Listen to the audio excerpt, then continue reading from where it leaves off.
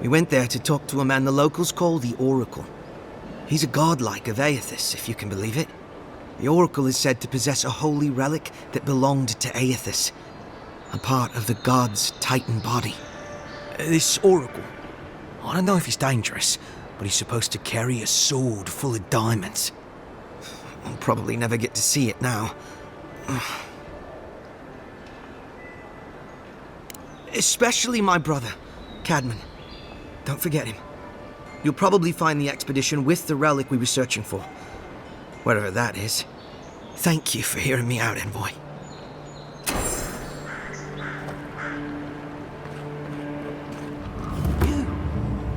You died? But you're here. Gods, am I glad to see you.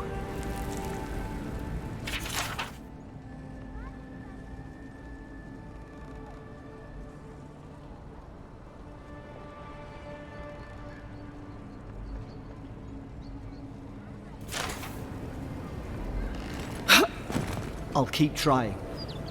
But there's not... You've got some god looking out for you.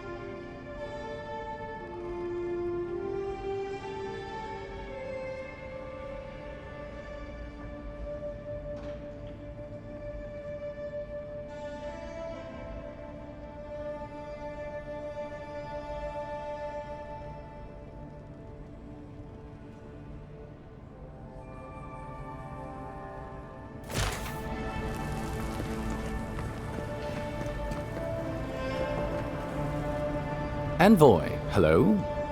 I'm glad to see you on your feet. Kai. Tej. I'm surprised they let you in here. I'm surprised you're still gainfully employed.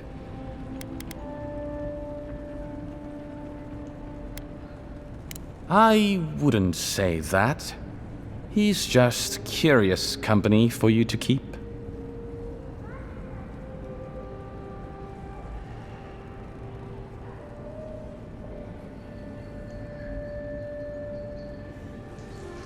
It's nothing like that.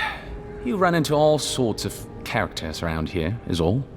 Some more polite than others. Well, Kai? come on, it's funny. Tej caused a ruckus last time he was slumming it at the Ballad Rock. You were trying to kill a man, if I remember right. I had to put you outside. You threw me into the canal. You lived. That water's filthy. I had the runs for 3 days. Gods, Tej. The envoy doesn't need to know that.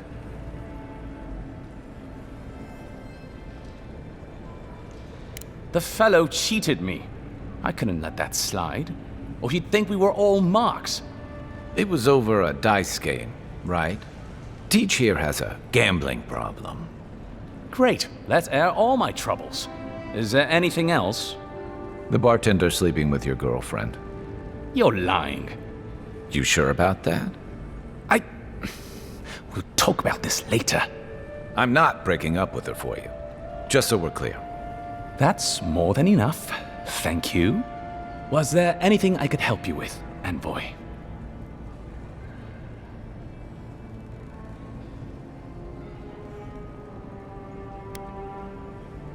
Naturally, Mom. How can I help you?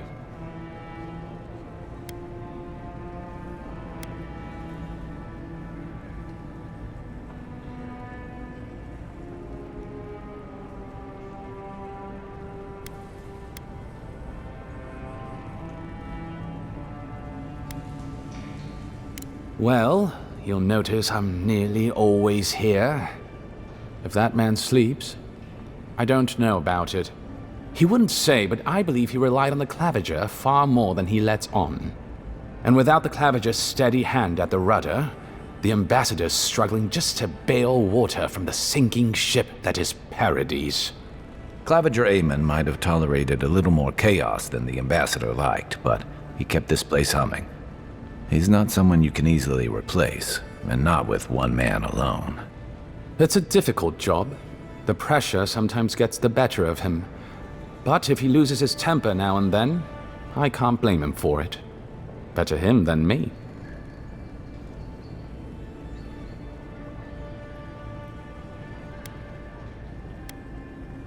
He doesn't know what to do with himself. You know, in our first days here, he'd often walk to the end of the docks at sunrise. The work was done, the embassy was closed, and he'd still be wearing the same clothes he'd slept in at his desk. And he'd just stare out over the sea. He always seemed dissatisfied back then. I suppose, years later, he still does. Be serious. Most of us here didn't get sent to the frontier because we were anybody's favorite. The longer I'm here, the more likely the people who matter are to forget me. And I'd actually like to get back to High Crown someday. Get married, have a few kids, take the civil exams, and settle into a permanent clerkship. I guess there are worse ways to spend a life. Like rotting in this embassy.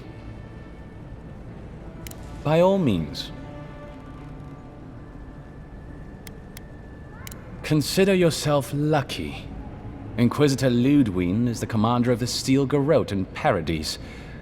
Were you to ask her, she'd say she keeps the peace. But she doesn't keep it so much as prosecute it. As ruthlessly as the ambassador will let her. She's also a veteran of the Steel Garrote's campaign in the Deathfire, where she died.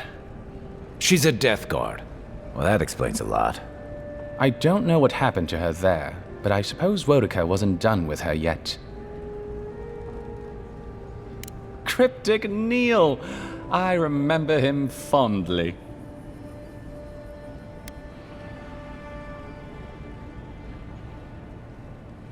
Don't look so surprised. Not every student of the university takes the field work like you. There are endless ways to serve the Empire, Envoy, particularly in the Living Lands. Here, there are no archives, no processes, all a blank slate for me to define. And I happen to like a warm bed and cool beer. Unlike back home, here in Paradise, we live within 100 miles of ice. But that's neither here nor there. We were discussing death guards. Death guards are surpassingly rare. Some of the secretaries who traveled with our dignitaries in the Deadfire spoke of one named Iser, a devotee of Berith, who guards the hanging sepulchres there. But I have heard of none others except those I've read about in the histories. They are people, most often paladins or priests, so devoted to a cause that they simply refuse to pass on to the wheel when they die. Their soul haunts their body. The passion required to sustain them devours their flesh, and they swiftly turn to bone. I've never read a history nor tale of a death guard that did not end with them going quite mad. When they lose their capacity to care for anything but their cause, they cannot love. And when they cannot love, they cannot be merciful. And so everything before them becomes only an obstacle.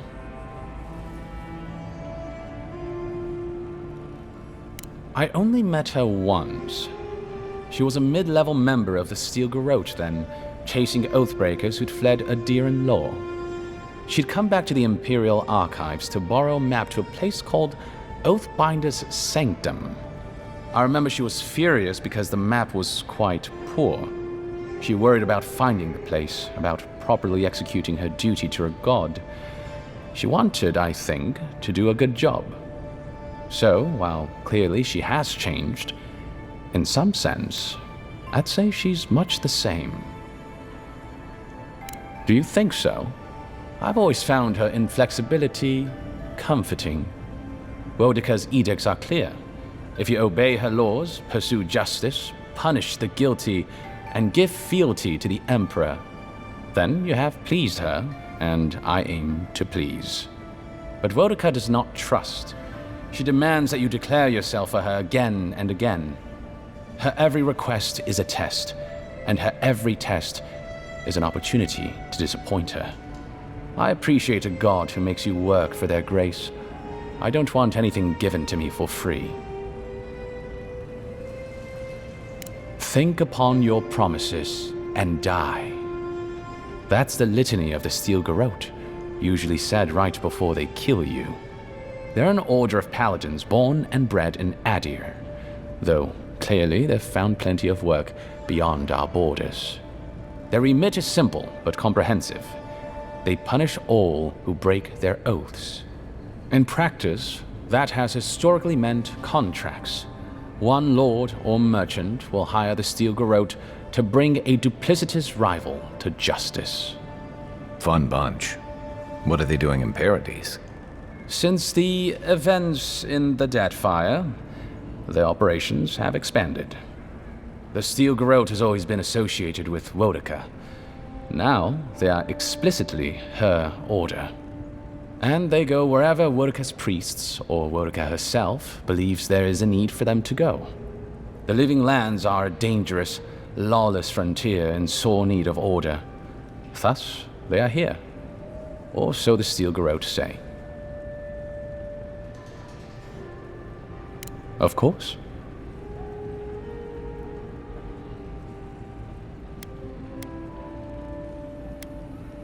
Ulfric? I did. Terrible shame what happened to his brother. It sounds like his injuries were severe. I saw you two talking. Envoy. Oh, that's a relief. Cadman is a good kid, cannier than his brother, and wasted on those glorified tomb robbers. You're the only one we have with the expertise for that kind of field work. Aside from the people in trouble down there, which says something to the danger in that cave. Whatever I think of the Expeditions Corps, they serve a vital purpose to the Empire. I'm glad it's you going after them.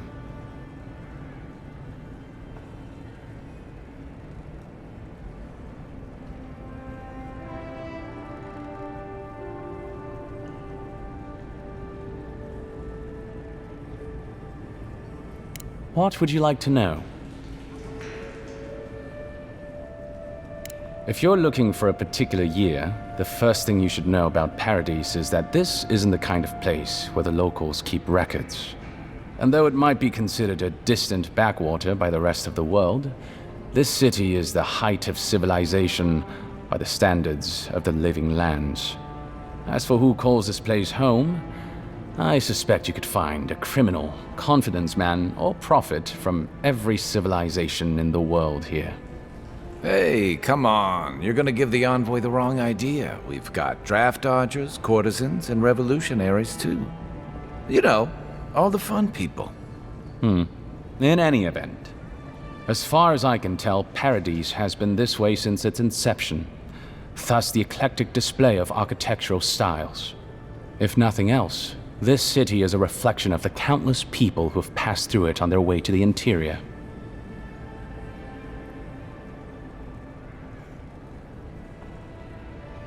Depends on who you ask. Ambassador Heelgard will tell you that our remit here is to establish a secure and orderly environment from which to engage in trade. Inquisitor Liudwin will tell you we're here to break the frontier. So, which is it? Why not both?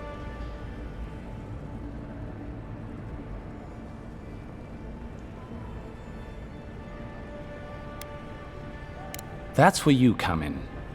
Whether you find your desires aligning with the ambassadors or the inquisitors, neither can succeed until the Dream Scourge is ended. We are only beginning to see its effects here in Dawnshore, but the closer to the center of the island you go, the worse it gets. That bear you and the ambassador encountered in the Strangle Route isn't even the worst of it, and the tide of this soul plague is rising higher every day.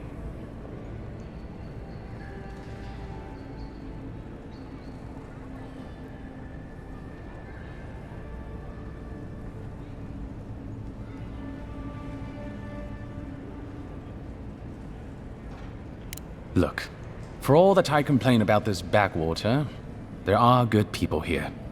Same as anywhere else. People who want to be able to walk to the market in the morning for their bread and eggs and know they won't be mugged. People who like it when the mail comes on time, and their skates are made from real copper, and their neighborhood peeping Tom ends up in the stocks. Those people, good and honest people, who pay their debts and honor their contracts and remember to thank the gods. They like us a lot.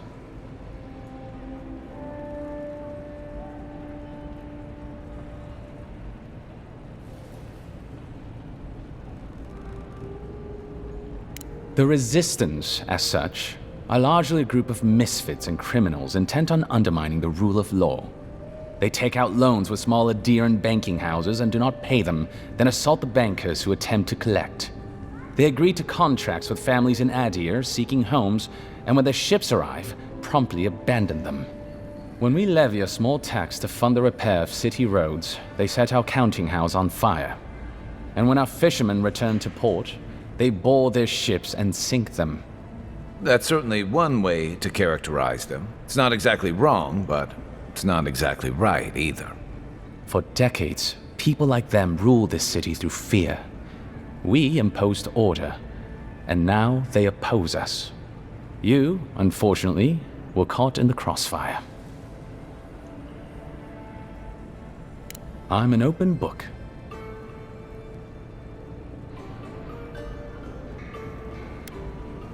I trust whomever told you to consult a watcher also told you to avoid the one in the city. She is a liar and a thief. Oh, did she take your money? No.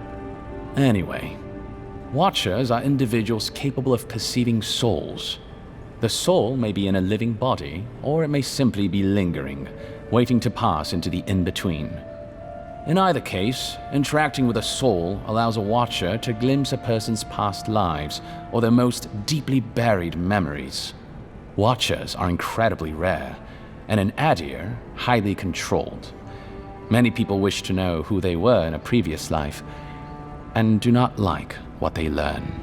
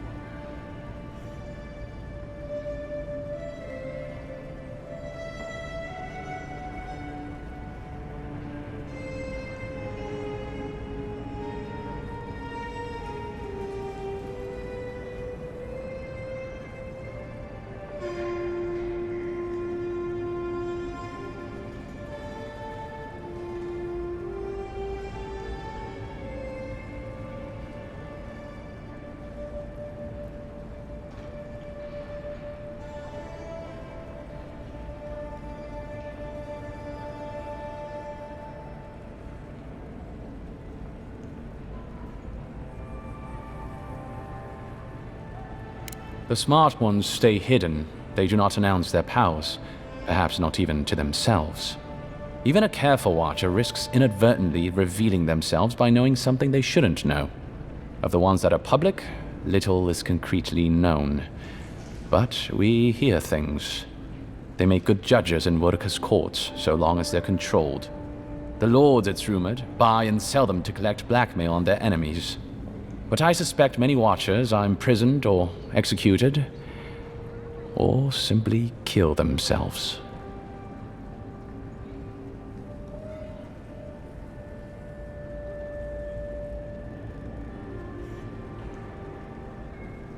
A watcher doesn't need your cooperation or consent to read your soul. They could learn everything about you, terribly damaging things about your parentage, for example, or things you did in a past life, without you ever knowing. You see how this could threaten the established order, undermine our betters' right to rule. Yeah, but that's just one side to it. Imagine how a watcher feels, knowing what a threat they are to the status quo. I don't know about you, but I wouldn't be keen on kings and emperors wanting me dead. Sounds like a lot of hassle. Don't sell yourself short, Kai. I don't doubt you're an expert in people wanting you dead. You're not wrong. I rarely am, in any case. The Watcher is fundamentally a tragic figure. Of the few that survive our world, most are destined to go mad.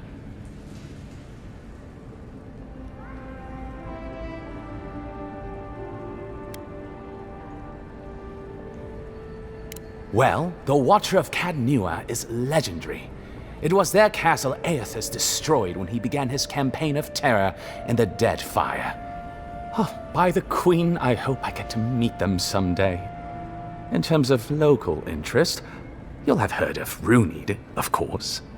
And there was Ida. You may not know about her. She was a Watcher from the Living Lands. I believe she was an Orlin.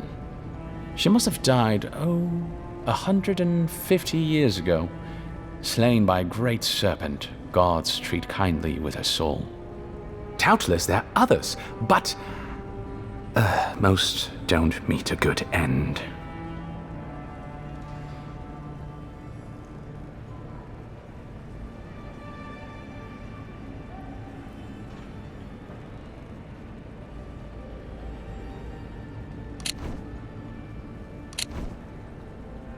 Yes and no.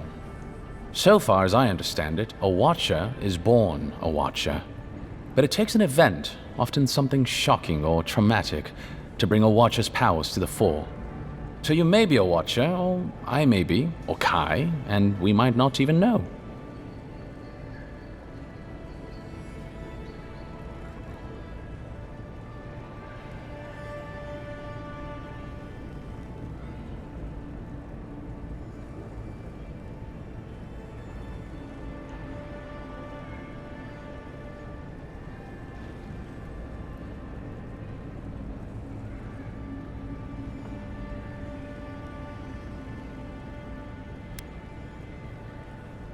Of course.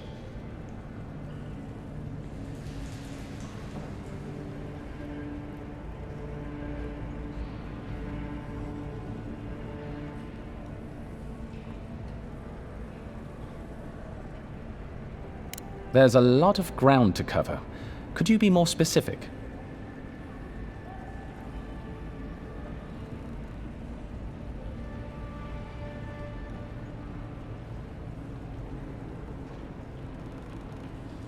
Ah, the age-old question. Who's bigger?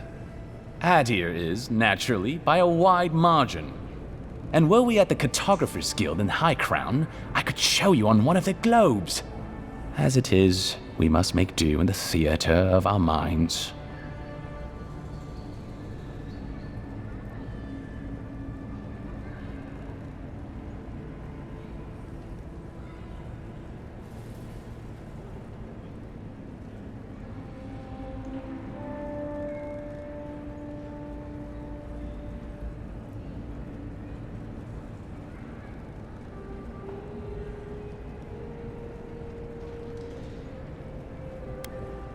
The living lands are more arid than Adir, and the island is more prone to storms. But its many deep valleys protect the various townships from the worst of the weather. Topographically speaking, the living lands are a place of extremes. Deep inland, mountains rise high enough to rival those of the White March, blanketed year-round in snow. While east of the volcano of Mount Forja is an acid sea that sinks far below the level of the ocean. The lands between them are riven with deep clefts in the earth and isolated by wastelands of sun-baked sand dunes.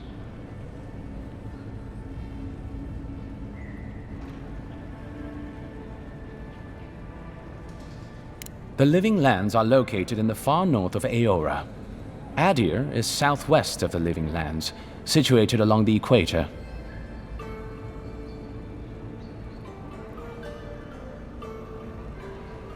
I'll share what I can. There is no singular authority in the living lands. Not yet, anyway. I shudder to think what the living lands would look like under your rule. Well, to start, there'd be a lot more brothels. Charming. Power is invested in the leaders of the various townships scattered across the island. The largest are Fjord, Thirdborn, and Solace. None of which, I will note, are as safe and orderly as Paradis. Fior Messeverno is located in a valley known locally as the Emerald Stair, named for the terraced rice paddies that cover its hillsides. It is our closest neighbor. The city, if you can call it that, was founded 50 years ago by animancers from the Valian Republics. Apparently, the laws governing animancy weren't lenient enough in the republics. So the city's founders came to the living lands, where they could practice their discipline more freely. Currently, Fjord is governed by a man named Ignacy Vidaro. Rather inept to hear the ambassador talk about him. Fjord's farmers supply most of the grain and vegetables we eat here in Paradis. Or it did. Their shipments have been infrequent lately. Something about a blight in the fields. In any event, I believe that covers Fjord. The Valian Republics are a collection of city-states in the Eastern Reach, southeast of our former colony, the Deerwood. The republics began life as colonies of the Grand Empire of Valia, hence the name. But as Grand Valia's economy collapsed, well, the colony saw an opportunity to escape the influence of the Empire of Origin, and they seceded. much as the Dyrwood did from Adir. Now a mature confederation in their own right, the Republics have recently indulged their own expansionist ambitions in the Deadfire Archipelago. Through their merchants in the Valian Trading Company, the Republics will sell you anything you could ever wish to buy. Up to and including people. We should count ourselves lucky they've had no interest in the living lands. In a struggle between our Emperor and the Republic's great dukes, well, I doubt we would come out on top. But if anyone asks, I was not the one who told you that. Everything you need to know about Thirdborn is in its name. It was founded by the third-born children of Rawatai, Navy dropouts, smugglers, and hands for hire. Almawa and Orleans, mostly. Home, sweet home. You're free to go back any time you like. I like my current circumstances just fine, thanks. They are people, in short, who couldn't cut it in the civilized world and had to make room on the margins. Unfortunately, they are currently besieged by the Dream Scourge. We have sent some troops to lend what help we can, and the mayor was appropriately grateful, but I don't know how long they'll hold out.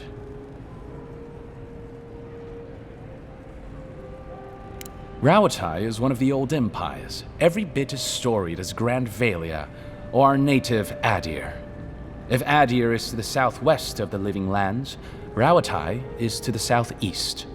And unlike our home, their small continent is racked by terrible storms. This is due, or rather, was due, to the island's proximity to Andra's mortar, the unending super hurricane that once hid the ancient city of Ukaizo. Rawatai is largely peopled by Almawa, descended from those who fled the Deadfire Archipelago centuries ago, when Andra pulled the moon, Ioni Brather, into the sea. They are an aggressive, militant culture, and personally I find their obsession with gunpowder rather quaint. They are also our chief rivals on the world stage. I don't think they see it that way. No? Well, as far as Navy brass is concerned, Adir doesn't really rate. Now you're just making things up. Sorry to be the bearer of bad news, but we don't think about you at all. Solace is, what is there to say, really? Yeah, they tend to have that effect on people. The trouble is, I don't know much about Solace. Nobody does. They are an isolationist community of Pargrunan dwarves who live in the forbidding ways of Galawain's tusks. They don't let outsiders into their lands, and they don't let their people out of them.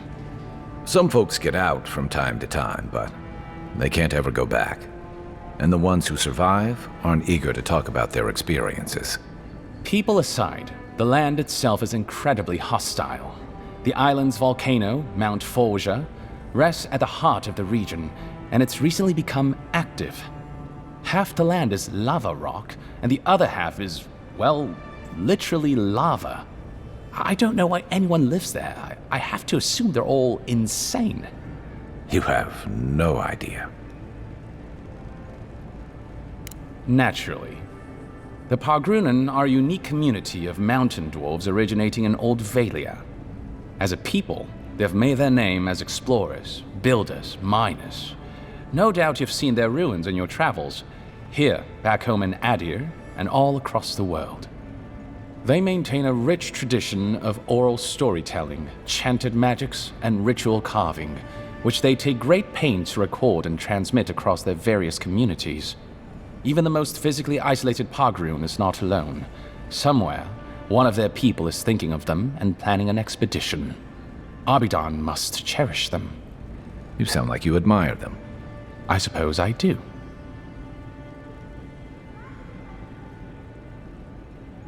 I'm an open book.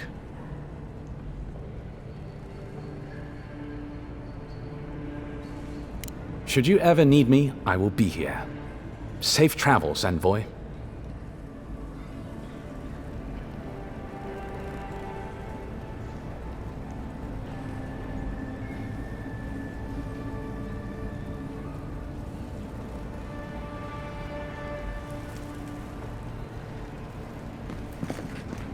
Envoy, is it really you?